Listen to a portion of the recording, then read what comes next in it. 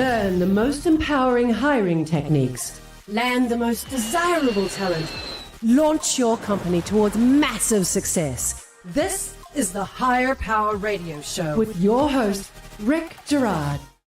All right, so a founder called me after a growth spurt and was supposed to feel like a win. Revenue was up, headcount doubled fast, but inside the business, people were quitting. Managers were snapping, and the culture started sliding into this quiet resentment. The founder said, I don't get it. I'm paying them. What else do they want? Huge red flag, guys. So when people feel respected, seen, or safe to speak up, they don't just disengage. They start protecting themselves when they don't feel good within the company. And that's when your best people stop rowing the boat in the right direction and your company starts bleeding momentum. Today's conversation is about this fix, how to scale fast without creating career wounds, career culture rot, and churn that you cannot afford. I'm Rick Girard, and welcome to the Higher Power Radio Show. We help entrepreneurs and executives win the strongest people. We do so by sharing insights from top-performing rebel entrepreneurs, game changers, and industry leaders like our guest today, Mr. Nick Ayala. Nick is a senior managing partner at Blue Harbor Capital. Now, Nick is a multi-time operator and growth builder who scaled businesses from essentially 2 people to roughly 70 employees in about a year. Then helped scale an insurance organization to about 7,000 agents and nearly $100 million in sales within 5. He's known for building high output teams by putting culture first, moving fast on misalignment, and treating people like partners instead of payroll, which is what makes Nick the perfect expert for today's topic. Nick, welcome to the Higher Power Radio Show today. Hey, Rick, thank you, man. It's the Rick and Nick show. I like it. I appreciate you having me on. Right? Yeah. It makes things much easier when our names are right. I can't possibly mess up your name. Right, exactly. Right. Awesome. So let's start with your story. Like, you know, you've been an operator quite a few times. You had this explosive growth, but it created some, it probably created some pressure, right? So, what I've seen is that a lot of times that explosive growth is sometimes overwhelming, right? So tell me about kind of the root issues that you encountered during that time frame.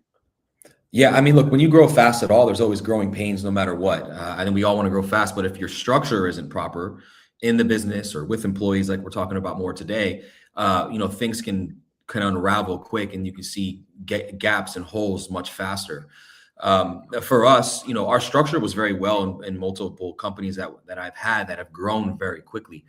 The problem became mid-management. The problem became employees not being heard, felt like they were valued in a proper way, especially in one of my first companies. As I started to understand this and learn what was happening, I've also seen it obviously with other partners I've had or businesses that I've been close to. But any kind of growth that's rapid. So for instance, one of my companies we took from doing, we went from basically myself as one employee to about 70 employees in a little under 14, 15 months, something like that. And so that was a massive explosion in growth, revenue, income, but also an employee base. And so I saw a lot of things we did wrong there. I had another company that went from 0 to doing $35 million in sales in 2 years. A lot of employees there, as well as contractors that we were working with. So, if you don't have your systems and processes and understanding how employees think and how they can actually help you properly and how they feel, it can cause a lot of friction. So that 2 to 20 storyline, this is what I was kind of curious, makes me super curious. Did you ever look into I know you're in such a frenzy to hire, but did you ever look at what your attrition rate was during that time frame? I mean, a lot of times it's this frenzy of let's just give people a shot. Let's just get butts in seats. Yeah. Let's hope that they work, right? You're kind of crossing your fingers that happens. Yeah. What did you see or encounter? Yeah, I saw it a lot. So, the famous phrase is what hire slow and fire fast. I can tell you that I didn't do that at first. That was a big mistake. I hired fast and fired slow. It was the exact opposite, especially because for me, and I think for a lot of business owners, it's really uncomfortable to have the conversation. And like, you're dealing with people who are counting on you, and you don't want to let them down, and they're getting a paycheck, but they're hurting your business, and you're just hoping it turns around. You're hoping it turns around, and it never does. It never actually really turns around, or very few times will it ever. And so you're in this phase where you're like hanging on and hoping, and you finally get to the point where either you've had enough or the employees had enough, and they're actually damaging your business because they're not happy. They're over there hurting your culture. They're saying things they shouldn't say. They're telling people they're going to quit, because an employee doesn't quit when they actually quit. They quit days, weeks, and months before they actually make the decision to leave. That's a great point. Yep. And so they're already in there, doing things that are hurting your organization without even you realizing it. So that whole hire slow, fire fasting is so powerful, but it's hard, especially as a small business owner, because you feel a sense of responsibility, and you just avoid having that hard conversation of, you have to get out of here, Did you feel like it was the responsibility to that person, or was it just not wanting to like have to refill the position and actually redo that work that you already did? I think it was a combination of both, and a combination of fear at the same time. The fear of having the conversation. It's a crappy conversation that you have to have. Number one. Yes, it sucks to have to go through the whole hiring process again and find somebody else again. And it's a headache, and it's also very expensive to hire. Yeah. And onboard and everything. So I think it's a combination of everything you just said, plus the fear. I feel like it's more expensive to mishire than it is to hire, right? Like, no doubt. And one of the things that I've learned is that diligence, putting in more diligence in the beginning is a much better thing than let's just hope they work, right? Like, yeah.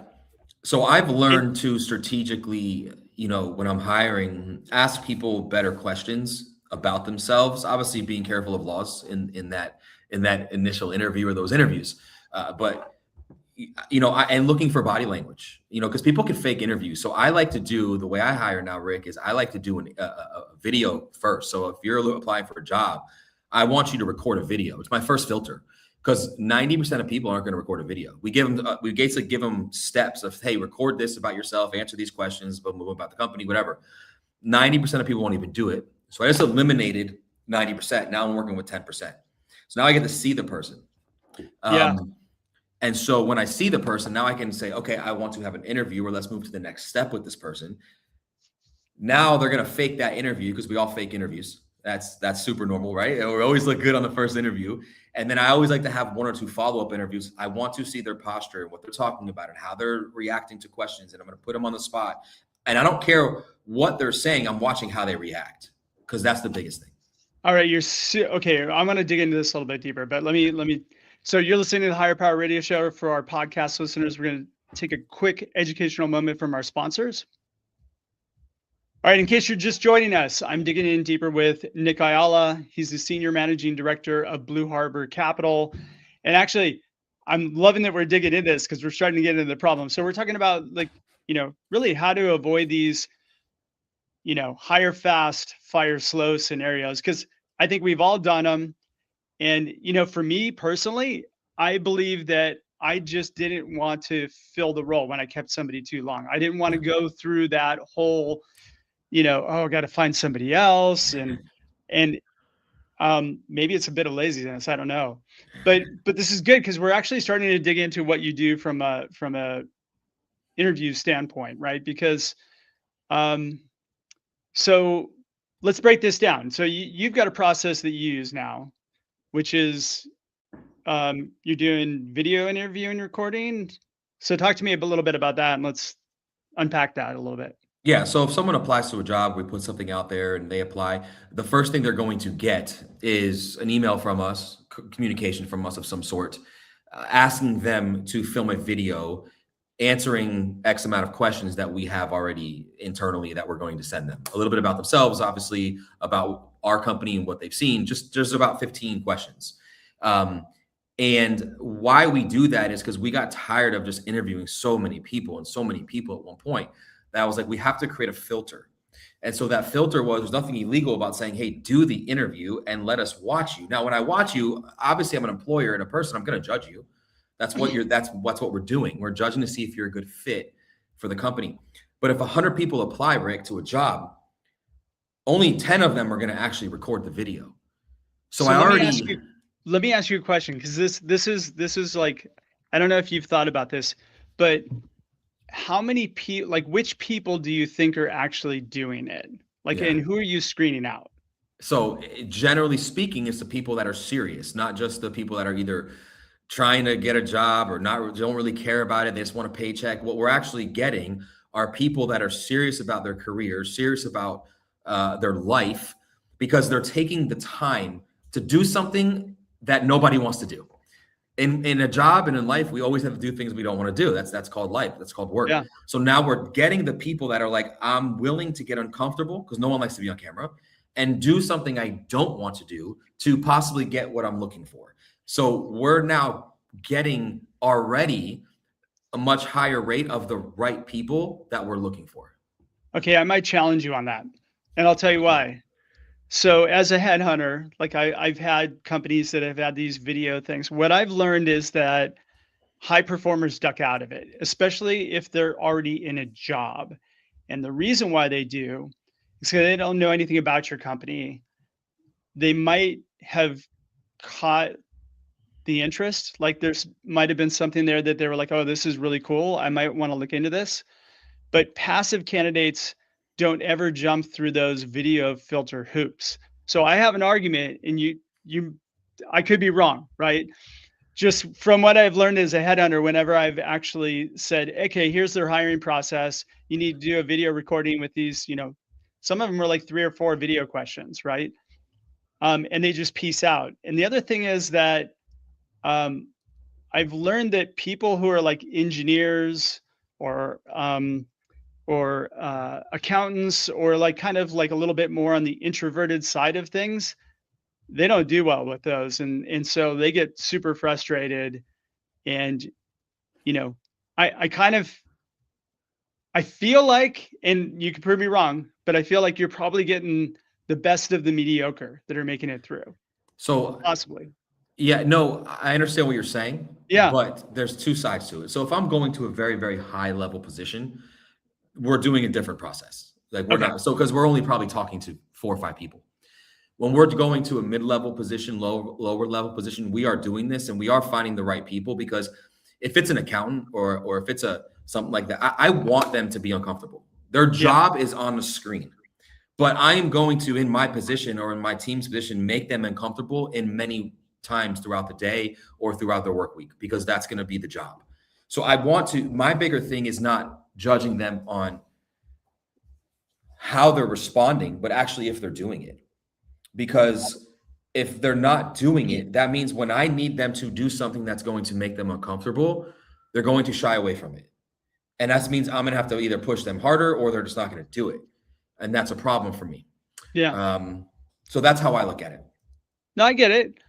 Like I said, I could be super wrong here, right? But what I've experienced is that I have had pushback from it, especially like I built a lot of engineering organizations or software companies, right? And so I've had more duck outs of people just saying, no, I'm not interested now, and I know they were really, really good people. So I always wonder, like, what are we really screening out? Are we screening out the top and the bottom 10%, or like, and we're just getting kind of that 80% in between who are willing to do the work? I'm not mad at getting the 80% if that's what we get. Here's what someone told me a long time ago. Yeah, because here's what someone now. No one's ever going to care about your business the way you do. No matter who you hire, they're never going to care about the business the way you do. They're not going to work as hard as you. They're not going to care as much. It's not going to happen. So what I've learned, and what I was told by someone a long time ago in business when I was having this problem, especially delegating, is if you can get 70% of how much you care and how hard you work from an employee, you will win, and you can delegate and you can grow a company. And so I think what happens is most people are looking for people that are going to care as much as they do, work as hard as they are, and they never find that person, and you get frustrated. Because that's just being delusional. I'm with you 100%. Yeah. Like so that's a great point. 70% of people who are getting, yeah, I mean, I hear you on this. Yeah. So let's talk about kind of culture, right? Like as you were going through this whole thing, how did you actually kind of head off and create this culture that really drove growth for your business? So I like to see everyone win. I'm the kind of person that I know that if everyone's winning, I will win as well. My family will win. The business will win. I Yeah. have watched companies and big if you just go to stores like grocery stores or everywhere else, you just look around and you watch employees, they're not happy, and then watch how they treat customers, not good, right? Yeah. So unless it's just a company that is just necessary, most companies fall apart because the first line of defense is your employees. They're the ones that are taking care of customers.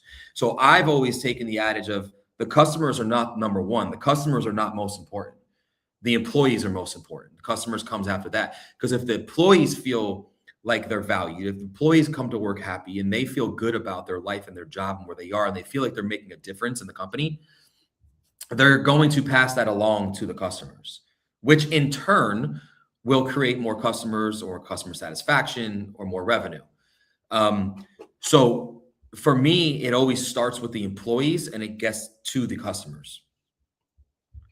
Got it.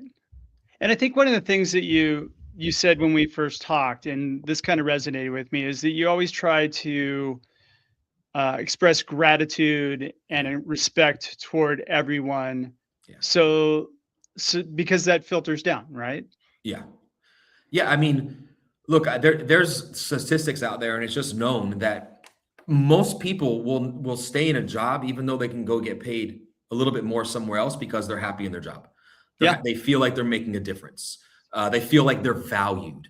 And so people will stay at a job because they're valued, or it can be the exact opposite, which I have seen multiple times. I had a partner that it happened with, like where you're undervalued, you're not valued at all. And eventually, very quickly, they become very upset about the company. They don't want to be around the company, and they start hurting the company in many ways out of resentment.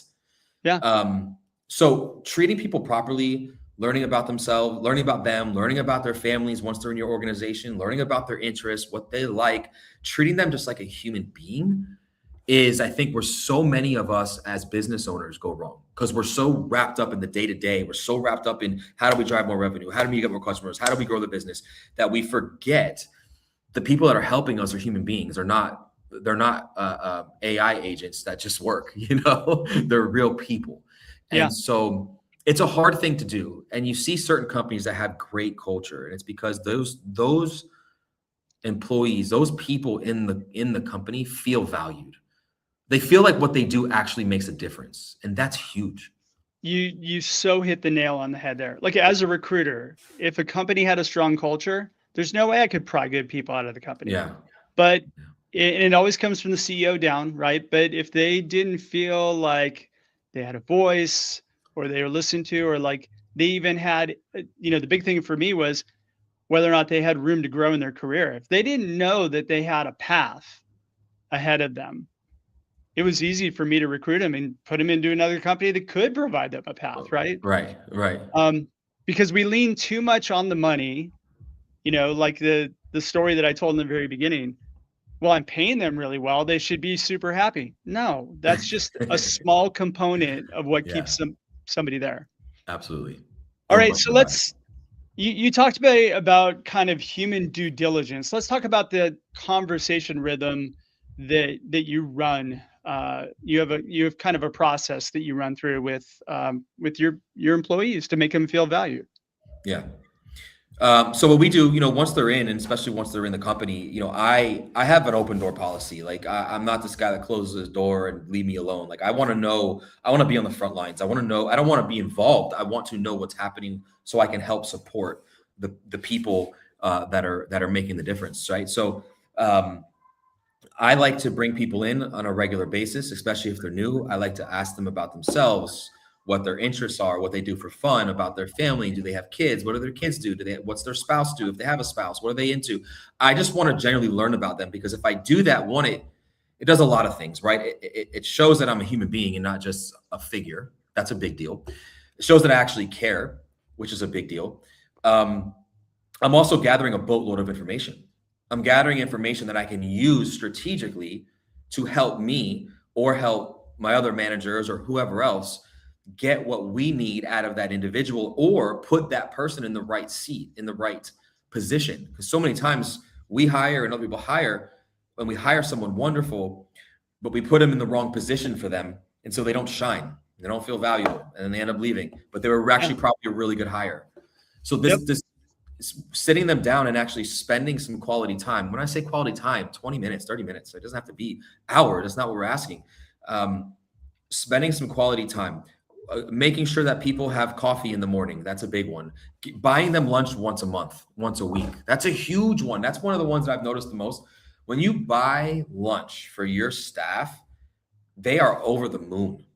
One of my companies love food. Love it. One of my companies, we do it every Friday. I have another company that's a tax firm. During tax season, we do it 3 times a week because they're just slammed. So like there's many ways we do it, but it just shows this appreciation. And even though it's a small gesture and it's not a big ask monetarily, it shows a lot to them. It shows that they're valued. You know, what I kind of get from you too is that you are genuinely interested in them, right? So like, truthfully, there's a lot of CEOs that just don't give a shit. And and that's kind of sad. And then they kind of scratch their head and come up with the, I always laugh when I hear you can't get young people to stay these days. This generation, they don't, you know what I mean? I'm like, there's plenty of them that are staying in places for a very, very long time. Maybe it's you, right? But, Rick, I used to be that guy. I did for too. a short period of time. Yeah, I had to learn. I had to realize that, dude, you gotta like start being interested in people. My wife is the one that actually kind of opened my eyes to that at one point when she was working for one of our companies. And when I started doing that, I noticed a really big difference, not only in myself, but in the people as well. You mentioned in our conversation too, you like to ask follow-up questions like a 10-year-old, right? Yes, I like to dig in. Yeah. So when we're talking and when they're telling me about themselves and I'm asking them questions, I like to continue asking questions over and over. Like a 10-year-old, like a 10-year-old would say, well, why is the sky blue? And you'll start saying, and then they'll go, well, why is that? And why is that? And eventually you're like, I don't even know how to answer this. I don't know the answer, but they keep asking, right? I like doing that for multiple reasons. Again, I want to see how people react so I know where I can put them in what positions. Some people get squirmy. Some people start fidgeting with their pen or their seat or whatever. Some people don't. Some people react very well. Some people seem like it's an interrogation and they get defensive. I want to know that.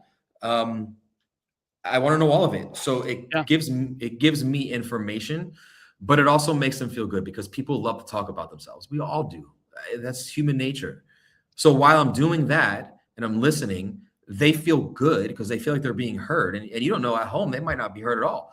And now here's this person in front of you that's listening and they want to talk. So it accomplishes so many things. Yeah.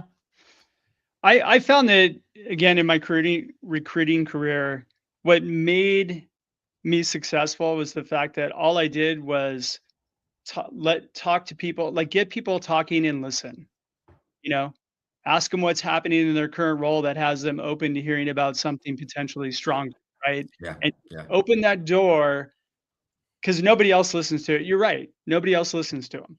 Yeah. Right. All right. So you've got kind of like, I broke this down in a process, right? So you kind of had this step 1, treat people like partners, not payroll. 2, run like human due diligence conversation rhythm. And then the third part that we talked about was putting the right people in the right seat and giving them autonomy. Let's talk a little bit about that. So I kind of touched on that before, and that goes through the process that I like to go through when actually sitting with somebody after we hire them, and even before, but really once afterwards, is asking them the right questions to understand what their needs are, what their expectations are, what they can do for the company, what they like to do outside of work, so that I can get an understanding of, hey, we might have this individual in a very admin type role, but there's so much more to this individual right now that we can say, hey, no, we need you here for the moment, but I'm thinking that I could use you here, and or we're going to put you there right away in a little higher role that's going to help the company more. You don't know that if you don't ask questions to people. If you're just hiring for a role, you never know that. If you hire like a Fortune 500 company with 3,000 employees, you won't know those things. No, And never. never. So, Yeah. you know, as small business owners, we need to not hire that way. We need to hire differently, because if you do that, what you find is you'll fill roles that you didn't even know you needed to fill, because people have a lot to offer you if you treat them right and you start asking them the right questions to unlock what it is they can give your company. You'll start filling roles you didn't even know you could fill. And then they'll take on 2 or 3 roles that you would have to pay another person for out of the goodness of their heart, because they feel happy and valued that they're able to do it. Yeah, that's a really good point. I always say don't hire for roles, hire people, and Yeah. like let them find the roles that they're going to excel in. I know it's a weird way of looking at it, but you definitely have work that needs to get done. And you bring up such a good point. When people see something that maybe you don't see, Yeah. let them do it, right? Nothing worse than you mentioned like large enterprise organizations or corporate, right? Like you're hired for a role, you're going to do this specific little thing, Right. and in order for you to move up, somebody above you got to die. Like, Exactly. or retire. Like, oh, Right. what a Right. terrible feeling that is. Yeah, horrible. I mean, Yeah. dude, I've hired people, I mean, that I did not have a role for them, Yeah. but I just saw something great and I was like, I need to have this person. I don't know what to do with them yet, but I'll figure it out quick. And I have done that multiple times. Yeah. Because if you find the right person, they're hard to find. You don't want to let them go. Great people are flexible. Like they can Right. they can come in, start one place, and then they find things that you don't even Yeah. know and expand on them and make things better. And I'm with you. I feel like 8 players are like that, especially people that are builders in their DNA. They Yeah. tend to really, let me in for this and then just let me get going. Yeah. So, Agreed. well, shoot, we're getting pretty close on time here. Nick, what would be 2 or 3 key takeaways you can give the audience that can plug into their business today? Yeah, I mean, just keeping on this topic, if we're going to stay on, there's so many, right? But Yeah. staying on this Yeah. topic, Rick, is when you're hiring, like you said, look to find the right people, not the right position, but value them. If you Yep. find a way to give them value, they'll stay with you forever. They'll run through walls for you. And that's what you want. And it's not because you're paying them more money. It's because you're treating them well. They feel valued. They'll talk about your company outside of work. They'll bring you business outside of work on off work hours because they're excited to work for you. They're excited to be around you. And like that is so valuable. What is so valuable to a company, especially a small business. When you do that, it changes everything, because what it'll also will breed is the culture of when you bring on the next person, the same thing happens. You bring on the next person, the same things happens. Before you know it, you have a culture of a bunch of people that'll kill for your company, that'll do anything for you, anything you need. It's going to respect you because you respect them, and you have a badass business because of it. Yeah. And you don't get there by hiring fast and firing slow. Yeah, I did that. You don't do that. Yeah, exactly. I agree. Learned my lesson early on. Yeah, right. Nick, thanks so much for your time investment today. And I want to welcome you to the Higher Power Radio community. Now, what would be the best way in which members of our audience can find you, find your company, all that good stuff? Yeah, thanks. LinkedIn and Instagram are probably my 2 most active. I have a lot of followers on Instagram, put a lot of stuff out there, especially about capital and money, and then LinkedIn as well. So Nick J. Ayala, Ayala. Yeah, and what's really weird is that I reached out to Nick, we got connected, we started talking, and then all of a sudden I'm doing Duolingo and I see Nick show up in the ads. I'm like, he's all over the place. So definitely connect up with him, man. He's a great guy to know. All right, I want to thank you for tuning in this week's episode of Higher Power Radio. Quick thanks to our team, Brian Colburn, Andrea Ballin, and Rick Girard. If you're listening to the podcast, please subscribe, review, and share after all this shows for you. We want to continue to bring you very valuable content week after week. You can check us out further at Higher, H-I-R-E, Power, P-O-W-E-R, Radio, R-A-D-I-O.com, or you can reach out to me at Rick, R-A-C-K, at Intertrue, intertru.ai. I'm your host, Rick Girard, and you have been listening to the Higher Power Radio Show. Aloha. Thank you for listening to Higher Power Radio. Catch our LinkedIn Live show every Tuesday at noon, or download the podcast on iHeartRadio, iTunes, YouTube, or your favorite podcast platform. We appreciate you joining us on Higher Power Radio with your guide to hiring success, Rick Girard.